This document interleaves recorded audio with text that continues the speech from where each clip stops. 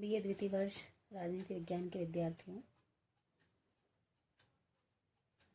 आज मैं आपको प्रथम प्रश्न पत्र प्रमुख राज्य व्यवस्थाओं के अंतर्गत बहुत ही महत्वपूर्ण विषय अमेरिकी संघीय कार्यपालिका, जिसमें राष्ट्रपति एवं कैबिनेट सम्मिलित हैं,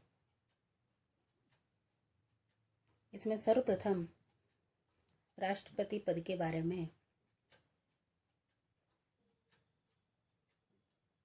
परिचय के बाद इसकी योग्यताएं, वेतन, उन्मुक्तियों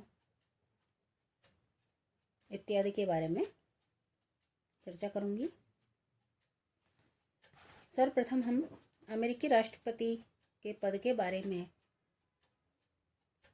कहें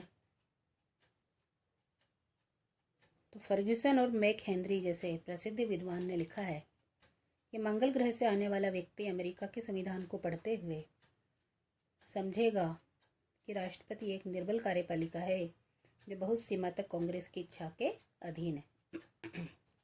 वह अमेरिका की शासन प्रणाली को कांग्रेस की सरकार कहेगा, परंतु उन शक्तिशाली व्यक्तियों Jefferson, Jackson, Lincoln, Cleveland, Theodore Roosevelt, Wilson, Franklin Roosevelt,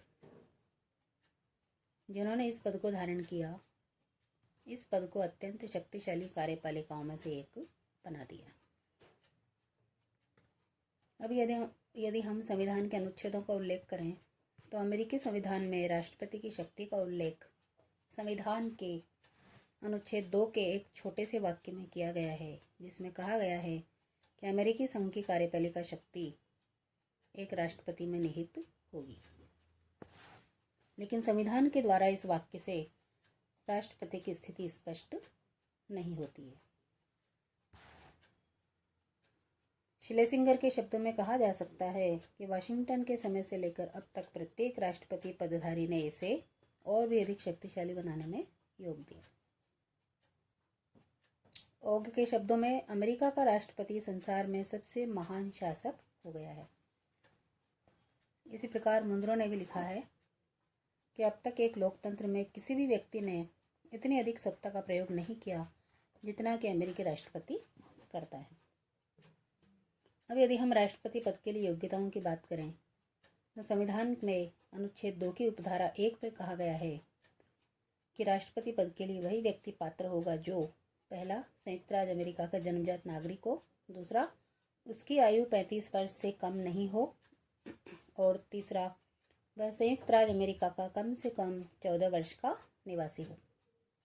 इसके संबंध में उसके लिए लगातार 14 वर्ष तक अमेरिका में रहना आवश्यक नहीं है, परंतु कुल मिलाकर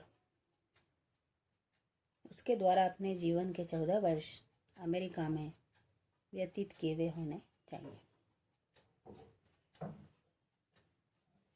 वेतन की यदि हम बात करें तो वेतन, भत्ते और अन्य सुविधाओं को निर्धारित करने का अधिकार कांग्रेस को प्राप्त है। राष्ट्रपति के कार्यकाल में उसके वेतन भत्तों में कमी या बढ़ोतरी नहीं की जा सकती। 1909 और 1949 के बीच में राष्ट्रपति का वार्षिक वेतन $75,000 था, जिसमें क्रमशः बढ़ोतरी होती गई और मई 1999 में राष्ट्रपति का वेतन $2 लाख से बढ़ाकर $4 लाख कर दिया गया। इसके अतिरिक्त उन्हें $50,000 सामान्य खर्च कोष के रूप में भी दिए जाते हैं। राष्ट्रपति का निवास स्थान व्हाइट हाउस, जिसके खर्च के हेतु बजट में अलग व्यवस्था की जाती है। उन्मुक्तियां जो राष्ट्रपति को मिली हुई हैं कि परंपरा के अनुसार उसे किसी भी अपराध के आरोप में गिरफ्तार नहीं किया जा सकता, उसके विरुद्ध परमादेश या आदेश जारी नहीं किए जा सकते, उसे किसी न्यायालय में साक्षी या प्रतिवादी के रूप में उपस्थित होने के आदेश नहीं दिए जा सकते, केवल सीनेट में उसे महाभियोग के समय बुलाया जा सकता है। कार्यकाल की यदि हम बात करें तो फिलाडेल्फिया सम्मेलन में राष्ट्रपति पद के कार्यकाल पर बहुत अधिक मतभेद थे। अंत में पर्याप्त वाद विवाद के पश्चात संविधान के अनुच्छेद 2 की उपधारा 1 में यह निश्चित किया गया कि राष्ट्रपति का कार्यकाल 4 वर्ष होगा तथा पुनर्निर्वाचन पर कोई प्रतिबंध नहीं होगा। लेकिन प्रथम राष्ट्रपति वाशिंगटन ने तीसरी बार राष्ट्रपति पद का चुनाव लड़ने से इनकार कर दिया और इस प्रकार यह परंपरा स्थापित हो गई कि राष्ट्रपति 2 अवधियों से अधिक अपने पद पर नहीं रहेंगे। धन्यवाद।